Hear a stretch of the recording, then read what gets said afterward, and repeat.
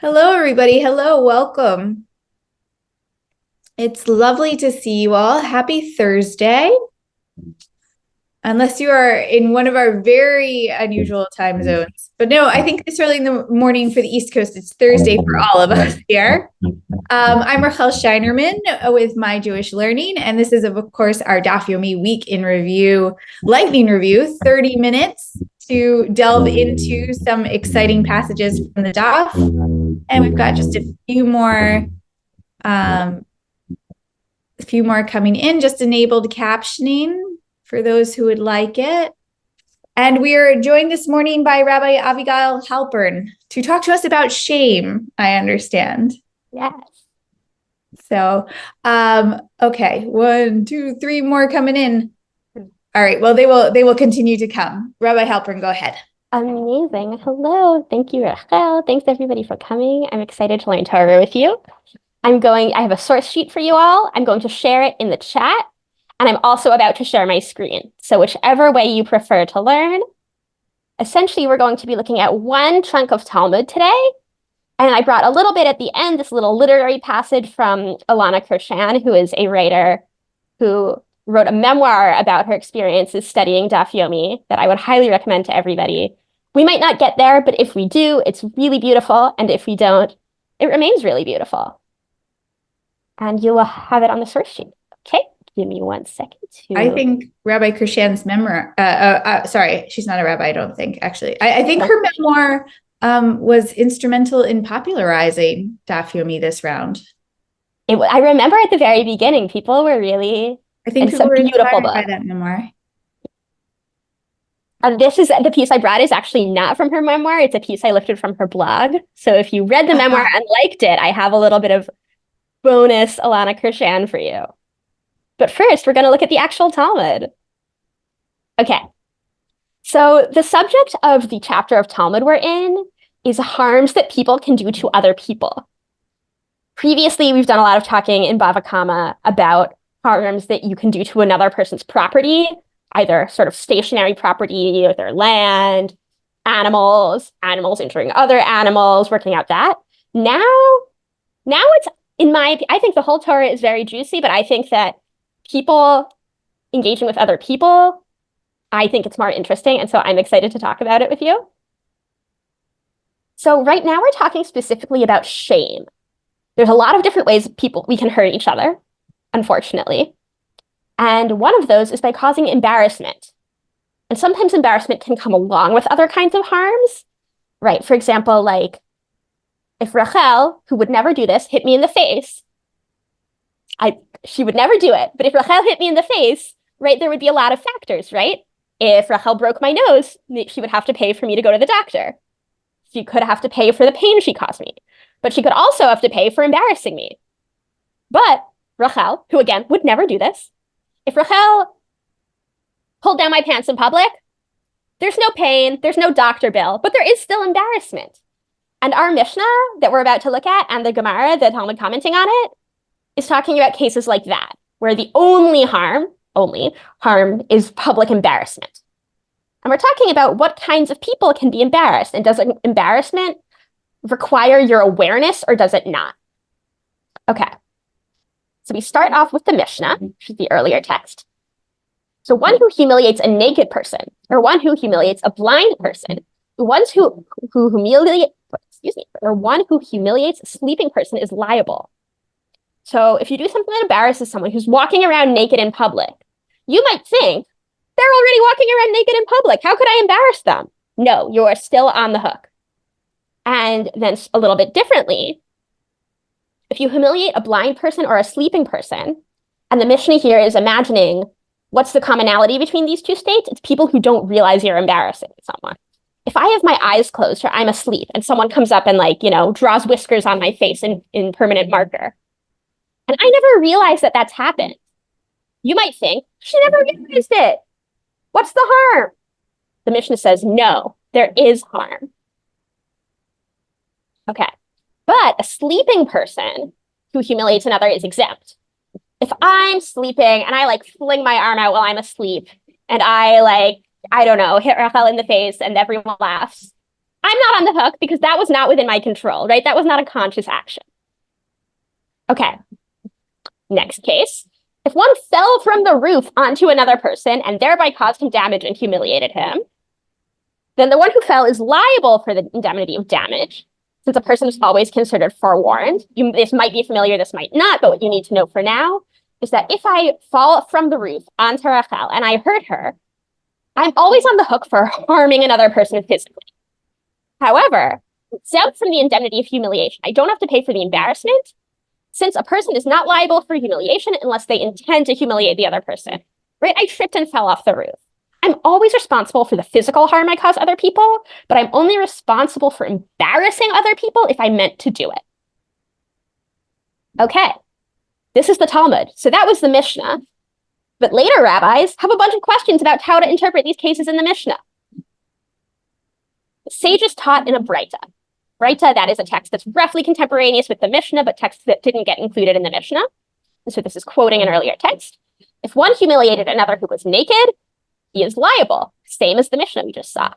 But the magnitude of humiliation felt when he humiliated him while naked is not comparable to the magnitude of humiliation felt had he humiliated him when clothed, since one who chooses to be naked is less sensitive to humiliation. For example, right, if someone's walking around already undressed and you do something to embarrass them, you're not off the hook, right? You're still responsible for embarrassing someone, even if they've chosen to make themselves publicly vulnerable in some way. But the rabbis are saying there is less liability. On a scale of 1 to 10, maybe before you were at a 10, but if the person is naked, you're only at a 7 for how bad it is, because they already had some level of public admission that they're not as vulnerable, not as ready to be humiliated. Similarly, if one humiliated another in a bathhouse, he is liable, but the magnitude of humiliation felt while he humiliated him in a bathhouse is not comparable to the magnitude of humiliation felt had he humiliated him in the marketplace. Imagine you just went for a nice swim, you're in the locker room at the gym, you're wrapped in a towel out of the shower.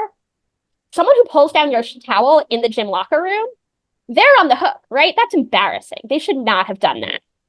And it is not the same as if someone pulled down your pants in the supermarket. Both are bad, but they're still different. Okay. I want to pause. I see a lot of chats. Give me 1 second to look at the chat. Oh, wonderful. Okay. Insightful. A lot of Krishan fans. Wonderful. Okay.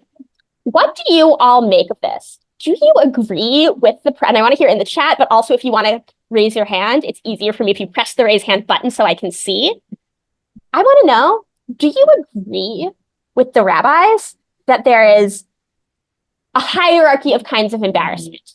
And here, keep in mind, we're talking about financial compensation because that's the language we have in this text for saying how am I going to give you restitution for the harm I did, right? If I shame Rachel in public, there's a lot of ways I need to make it better. One of them is a verbal apology, but another might be giving her actual money. And do you agree with the idea that there's a hierarchy of different ways to embarrass people in public? Or are you like, no, embarrassing is embarrassing. It's all bad. We shouldn't be splitting hairs about which. Okay, Lynn, what if you flee a burning house naked and then someone embarrasses it? Right, you had no choice, right? That's a very Talmudic question, right? The Mishnah gives us one case and you're saying, what if the case was different? These cases are not all the same. That's a great question. Aaron, are the rabbis really trying to give us rules or are they just telling us it depends? Right. That's a great question here. How much is this a discussion about this is exactly what must happen versus how much is this a discussion about, shame can be relative based on the person, based on the scenario, and the rabbis are giving us guidelines as a way to talk about it, but fundamentally, they're really saying it's going to just depend on every given situation, right? It's not like on a scale of 1 to 10, this is a 7 and this is an 8. Maybe what they're actually saying is every single person is going to have a different experience based on every experience and context. And Lynn, I love what you're saying about microaggressions, right? Things we think are innocuous, but we're not aware of what's going on for someone else, right? There are all kinds of shame and verbal harms we can do to other people where we don't have intention, but we might still be on the hook, right? Similar to what the rabbis say in the Mishnah about physical harm, right? That we are always on the hook for physically harming someone else. But shame requires intention. And where does activating someone's deep personal hurts lie on that? Is that like shame, or do you think that's more comparable to physical harm? Yeah, Barbara, I'd love to hear from you. Oh, you're muted. Okay. I was thinking that if somebody is dressed, they have, and let's say they're dressed in kind of a fancy way, you know, that shows that they're, I don't know, respected in the community. Then if somebody tries to shame them, they already have like one barrier up of protective covering. But if you're naked in the bathhouse, you don't have any covering. So I think that one could argue that it's more humiliating in a bathhouse. That's really interesting that there's a level of, if you've already made yourself vulnerable in some way, you have less protection, then give me a nod if I'm summarizing what you said correctly, Barbara. If you have some layer of protection, right? Imagine you're walking around in your nice suit for work. You have this level of dignity that's protective. And if someone comes and like rips your clothes off, everyone says, look at that fancy business lady who's been harmed. Rather than in a bathhouse, you're already made yourself vulnerable. And there's a certain amount of extra harm that comes from being sort of kicked while you're down, as it were. Okay, Claudette, yeah.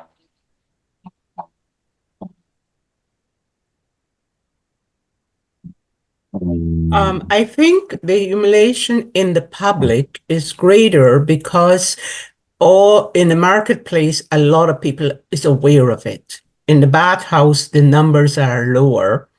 And I think that person has to carry that shame in his community now because it's a lot of people in the marketplace saw that embarrassment. I appreciate that, Claudette. Right. And I think actually the similarity between what you and Barbara are saying is there are so many different factors. Like someone else said before, forgive me, I forgot who said in the chat, right? That is so contingent, right? It's about how you're dressed. It's about your status in the community. It's about who sees you. It's about where they see you. And the rabbis, right, they're trying to get their heads around all of these different factors. And that's kind of the problem with any kind of system of law, right? Is it can't account, if especially, right, the way the rabbis work, they give us cases rather than rules. If X happens, then we do Y, rather than just Y is the rule. There's a limited number of cases you can give in any kind of book, right? And it's part of our work as inheritors of the rabbinic tradition is to say, how do we extrapolate them? I'm seeing interesting in the chat, right? Is there any whose behavior is so egregious that they are shameless? In later parts of this chapter of Talmud, it talks about people who, can you be what's called mochel on your kavod, i.e., are there things you can do that indicate that you don't have dignity such that you cannot be on the hook for hurting someone's dignity? I love it when people ask questions that the rabbis also ask. You could be the rabbis. What do we need the Talmud for? Yes. The rabbis engage in that exact question. I don't remember the answer. But you share a question with the rabbis. And I hope that for now is somewhat satisfying. Is there a difference between taking off a piece of clothing and saying something insulting about your body in the bathhouse? That is a great question. I think my sense is that the rabbis work much more in a sense of physical action than in what's happening with your words or your mind, though obviously that's not always true. But in this case, they're talking about physical actions that cause embarrassment, and words that cause harm are a whole other ballgame of mess, right? There's a rabbinic dictum, there's a rabbinic quote that says, one who embarrasses another is as if he sheds their blood, because you cause someone to blush, you cause the blood to rise in their face, and it's literally compared to murder. And that, of course, is rhetorical. The rabbis aren't saying that, therefore, the punishment for embarrassing someone in public is the same as the punishment for murder, but they do take it very seriously. But here we're talking about monetary payment for physical acts of embarrassment. Gil, I think the same is true. How would the rabbis deal with embarrassment on TikTok, right? What counts as public is kind of one of the big questions here. And we have this much more complicated, nuanced public with all kinds of parts of the internet. Okay, I'm going to move us along a little bit. Okay. Sorry, I have the chat open in front of the text for me. Give me a second. All right. So the Gemara clarifies the Breita. We just saw this quote, but we want more specificity. The master says, if one humiliated another who was naked, the one who humiliated him is liable. The Gemara asks, is a naked person subject to humiliation?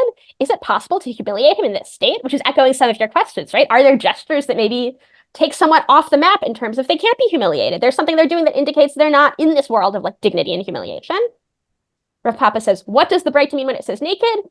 It means a case where a gust of wind came and lifted his clothes, and then this one came and raised them higher and humiliated him. So it's someone who, through no fault of their own, was made vulnerable, and someone comes and increases the vulnerability. Which I think a little bit gets at this locker room question, and is it more acute or less acute if you've already had some level of vulnerability, whether chosen or otherwise? Okay, the Breita also teaches, if one humiliated another in a bathhouse, he is liable. The Gemara asks, is one in a bathhouse subject to humiliation? Right? You're in the gym locker room. Maybe 10 minutes ago, you were walking around naked before you got in the pool. In a place where people can stand naked, can a person be humiliated by having his clothes removed? Rav Papa said, this is not a case where he actually humiliated him, not in an actual bathhouse, but on the bank of the river, which is a place where people behave more discreetly when they undress. So imagine you're swimming you're swimming in a lake. You're not swimming in the swimming pool. Which is saying, actually, no, you cannot humiliate someone in a gym locker room where it's normal to be naked. This is a place where it's a little bit less normal to be naked. So the rabbis are a little bit right there. Rav Papa is saying we're hedging a little bit. Actually, in some situations, it is harder to humiliate someone, even impossible. Okay, what do you make of this limiting, right? This is making it so that, right, the conclusion here is that then there's something about, right, there is this kind of humiliation of being in a place where you wouldn't normally be naked and being made to be naked versus in a place where you already would be naked, but someone makes you naked anyway. I'll say my instinct is that I don't like that distinction, right? Even if 10 minutes ago, I was showering before I got in the pool in the women's locker room and everyone's walking around wearing nothing.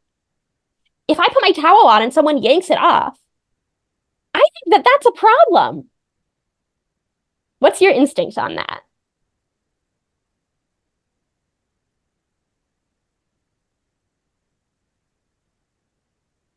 And I'd love to hear either in the chat or out loud. They're muzzled. They can't. So then click the hand raise button, of course. It helps cut down on background noise. Oh, They don't have to wait for a absolutely. hand or a chat. Great. I would be battery in civil law, says Lynn. Right. It's still a problem in a lot of legal systems. Yeah, I don't see a lot of focus on publicly humiliating someone online, verbal humiliation. Right. And I think something so interesting, and then Hedda, I'm going to call on you in 1 second. Something so interesting here is the way that the rabbis are talking about physical acts of humiliation as this like totally separate thing from verbal acts of humiliation, which the rabbis, again, they do talk about, but they're not talking about it here. Do you agree with this distinction, right? This implicit distinction that embarrassing somebody by doing something physically to their body is different in some fundamental way than embarrassing them by doing something verbal, for example, spreading a rumor, etc. Right? A couple of weeks ago, I just saw the new Mean Girls movie musical, all about the harms of verbal humiliation. And yet, the rabbis, that's treated somewhere else. That's not here. Hedda, and then tell me if I'm saying your name right. Yeah, you pronounced it beautifully. Great, thank you. My statement is, I'm just thinking in my own terms, because at the spa, I do walk around naked. But if I had the towel around me and if there was someone that would pull it off, I wouldn't be humiliated. I would be angry because it's almost like physical abuse. Yeah. And I just was making a distinction of that. And that's just my own personal feelings, because I'm not that modest. But I've usually had the sort of for myself. But many women come in and they still have their robes on. I'm just going off and I say to them, you don't want your robe. I'm going to have to put that on afterwards. You're going to get all perspired. Go get your towel if you want to be wrapped around. And so many women said, oh, that's a good idea. And then one woman I saw that she came in, she was very modest. Then she looked at me and she said, oh, if you're naked, I can be naked. And she took off her towel. So, I mean, not that we were paying any attention to each other. And we weren't talking. It's just that I was aware of that. Yes. But just as my comment, I think of it more as abuse if Great. somebody did that rather than humiliation. All right, that's all I wanted to say. Thank you. So much. Thank you. Yeah, and I'm seeing a lot of agreement with that in the chat, right? That there's a kind of violence of taking someone's clothes off, even if they were naked 5 minutes ago, right? It's very different if you chose to go into the sauna and you prefer to be naked. And then, right, the context is always shifting based on the other people in the room, right? If it's a room full of people who are naked in the sauna, you might feel very differently than if it's a room full of people who have all chosen to wear a towel. Even if some days you might like to be naked in the sauna, right? The context is ever shifting based on who's there and what the context is. And I think, Hedda, your comment about how that's abuse and not humiliation, I think that actually gives us a really lovely in to maybe why this is tough. The acts of physical humiliation are being discussed here, separate from acts of verbal humiliation. Because the other kinds of damages that we're talking about in this chapter, Sharna, exactly, is that there is right, this is along the lines of other ways to physically harm someone, right? Right? If Rachel, who would never hit me in the face, hit me in the face, that is, right, an act of physical harm. If someone takes off my towel in the locker room, that is an act of physical harm. That's very different than if Rachel, calls up my best friend and is like, guess what? I heard that Abigail, I don't know, I can't think of like a fake mean rumor. But imagine that there's a fake mean rumor, another thing that Rachel would never do. I'm sorry that I've looped you into this, Rachel. Happy to be the bad guy. So, right, that we're talking about physical humiliation because there's a layer of violence to doing something physical to someone else, even if it leaves no marks and causes no physical pain, that we might be able to distinguish. And again, I'm seeing a lot of concern in the chat about the kinds of harm that online, especially, but also in person, acts of humiliation and cruelty can right? We now know that those are not just words, right? Those can cause people to do things that are physically harmful. And so it's more nuanced. But I do think that there's something important about noticing the ways that we relate to other people's bodies, and that we are still, the rabbis are based on how we are bodies that can be harmed, as well as just souls, right? As well as minds. Yeah, and Martha, you're pointing to power differentials. That's huge. That is massive. Is violation of personal space physical harm? That's a good question. That is another very rabbinic question that I would, with a reasonable amount of confidence, say probably the rabbis have an answer to, and I do not know off the top of my head what that answer is. Okay, in our last 7 minutes, I want to look at something a little different, which is a little bit less about humiliation and more about these distinctions between clothedness and nakedness. Again, this is from Alana Krishan, if you weren't here when I gave this introduction, that this is an excerpt from Alana Krishan's blog, but Alana Krishan got well known for some people. She published a memoir about her experiences of learning Daf Yomi that led many people, including some people here, to become interested in the practice. And so a lot of people learning Torah could credit Alana Krishan. And Alana Krishan is a real scholar both of Torah and Talmud, but also of the Western literary tradition. And a part of what makes her writing so special is that she brings in a lot of literary references. And this is a specific place where she does that. So I'm going to read this for you. I'm going to get a couple of reactions, and then our time is going to be up. Okay. It is often noted, and just to be a little bit more context, she explicitly wrote this about the piece of Talmud we just learned. I didn't even say these are similar. This was written to discuss this. Okay. It is often noted that the Hebrew word for clothing, beged, comes from the same root as the word for treachery.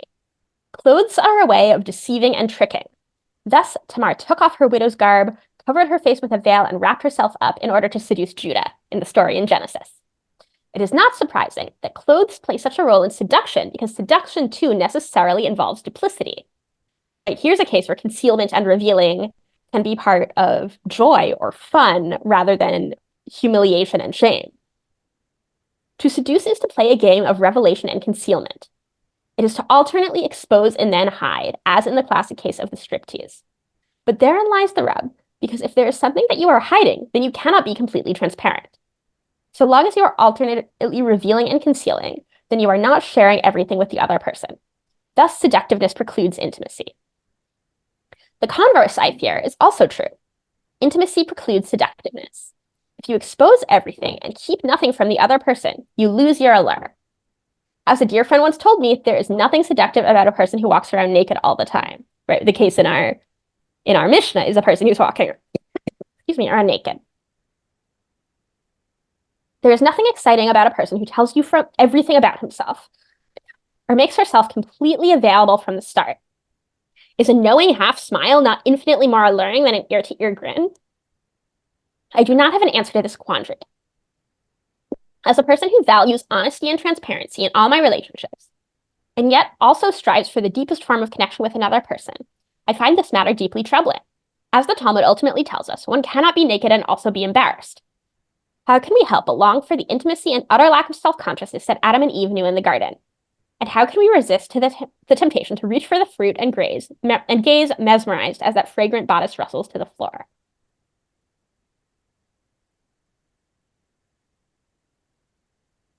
Lynn, interesting that clothing shares our word root with concealment, yet we all have to, right? And I think a piece that's missing here, or not missing, a piece that is not focused on here is the tension, right, between privacy versus hiding. I think those are importantly different. And that, for example, taking off someone's towel in the sauna by force is a violation of their privacy, but it's not revealing something hidden necessarily if they would previously, 5 minutes ago, have been naked in the sauna. What do you all make of this?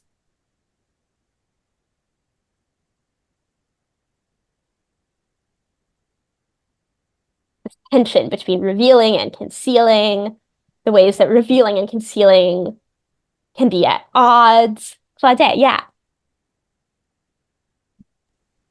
I agree with her in some way.